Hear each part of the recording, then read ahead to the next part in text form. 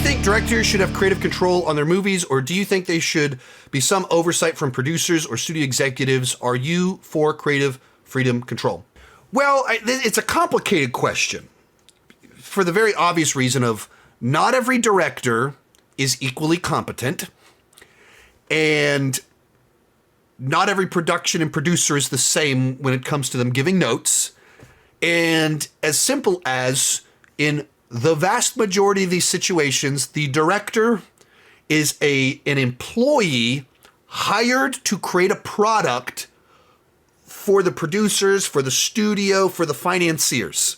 These people are the one paying for it.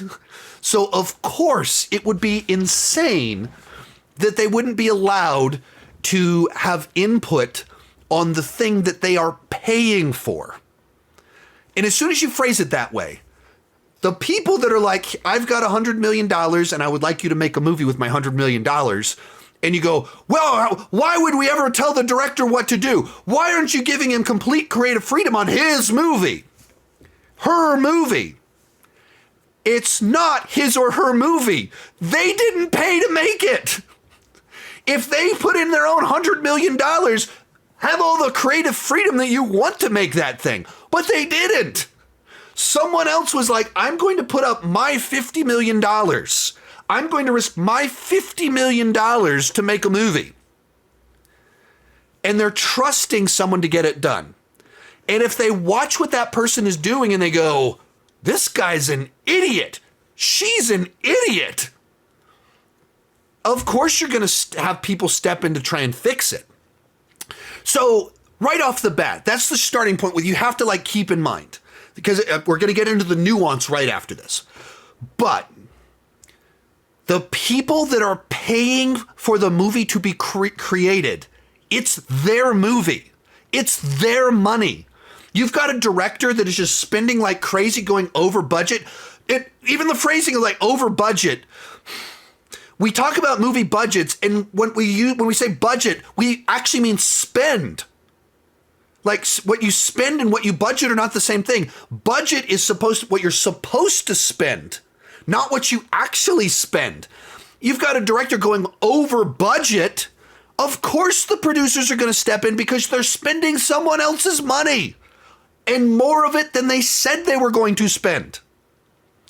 So immediately, this whole conversation of, shouldn't directors have complete creative freedom? They were hired to do that. Right, they were hired. They have a boss, and their boss is the one writing the checks. Someone out here is the one actually losing money. Flip side to this. If you hire someone to do a job, generally speaking, you should let them do that job. Now, I watch a ton of behind the scenes on movies. Even earlier today, while I was finishing editing today's video, I was watching a bunch of the Joe Blow WTF this movie about a bunch of zombie movies for upcoming zombie ranking I'm doing. I watch that stuff all the time. And there's a ton of stories of the Weinsteins in particular just being nightmare producers. Yeah, go make this movie. And they would change their mind and they want to change it. And they start fiddling all along the way and micromanaging. That's bad. There's all sorts of stories of you hire Wes Craven and then you take the movie away from Wes Craven. You hire a directing legend and didn't let him make his movie. That's kind of weird. This is a guy who clearly knows how to make a movie. He has a track record. You should know what to expect from him. Why would you not trust him to make that movie? So there's a bunch of different things that can play into this of, did they hire a director? The director did exactly what they said they were going to do. They did it for the amount of money that they said they were going to do it for. And the producers got cold feet. The producers didn't read the script before they greenlit it, and then they start micromanaging afterwards. There's a bunch of crazy things that happen where producers don't do their job, and then they start getting mad at the director, and you get clashes behind the scenes. But some of it's as simple as movies are collaborations. These people up here are paying to get it made, and then you have the producers that are working with the writer and the director, And then they're filming it with a bunch of actors and getting people to build sets and costumes and organize things and everything. For a movie to like knock it out of the park, you need a great idea, hire all the right people, and have everyone in alignment from beginning to end. And it's a miracle when that happens. And then you have the simple fact that some directors are, I've heard someone say that a director needs to be like a storyteller. Obviously, they need to be a CEO because they're running all these departments, and they need to be a politician because you have to be able to work with the producers and the financiers, and you have to be able to work with all these people. And there's 3 different things.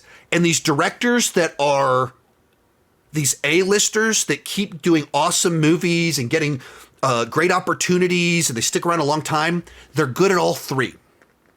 The problem is most directors are only good at 1 or 2 of these things. And you're taking one of them away or 2 of them away. And maybe you're a great storyteller, but you're terrible at this other stuff. And so you were great at a small movie where it was just you with your friends doing a small project. But as soon as you have to be a CEO for a huge thing, it collapses. Or you're great with the crew.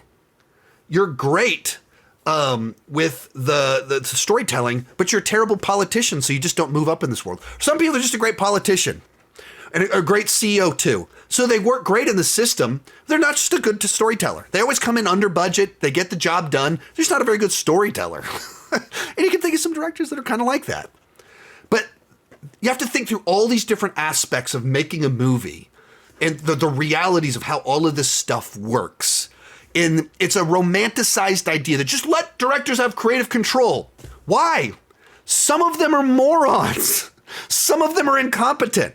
People get hired and they're a BSer. And so they talk their way into getting this awesome job, and they're a terrible CEO. They're terrible with budgets. They don't know how to run a production. Things spiral out of control. They're not getting shots. They're bad at their job, and the producer has to step in to save the day. Like, all these different things can happen. And then there's horror stories of the awesome director working with the nightmare producer. And there's all sorts of stories of these guys up here are crooks. And they're corrupt. Some of them are literally the mob. There's stories of movies being funded by the mob. And so they hire a well-meaning great director that finds out that they're working for con men.